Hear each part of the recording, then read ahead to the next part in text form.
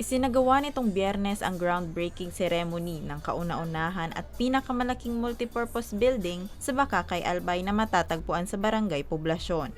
Pinangunahan ang naturang seremonya ni Ako Bicol Party List Representative Attorney Jill Bongalon, Congressman Joey Sarte Salceda, Albay Vice Gubernatorial Aspirant Diday Co, Bakakay Mayor Edsel Belleza, Bakakay SK Federation at iba pang opisyal ng munisipyo at ng naturang barangay. Ang multipurpose building o ang Meeting, Incentives, Conference for Education and Sports o MICES building ay may lawak na 4,500 square meters.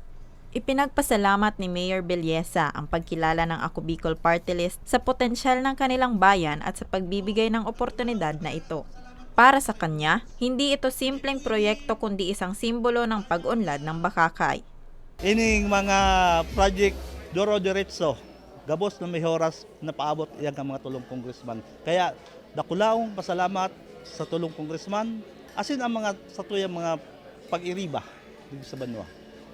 Ayon kay Congressman Attorney Jill Bongalon, kasama sa plano ng multipurpose building ang isang primary healthcare facility na may 34 na kwarto na magbibigay ng mga serbisyo tulad ng X-ray, ultrasound at dialysis center. Magkakaroon din ito ng mga tindahan at iba pang komersyal na espasyo para sa publiko. Nagkakahalaga ito ng kabuoang 325 milyong piso. For the meantime, this has a budget of 325 million pesos under General Appropriations Act of 2023, if I'm not mistaken. This is the first in the first district, as mentioned po. This is also similar to the one that in Daraga, no? So ibig sabihin malaki yung magiging MICES dito sa Bakakay, Albay. Ngayong taon, inaasahan na masisimulan agad ang konstruksyon ng nasabing pasilidad.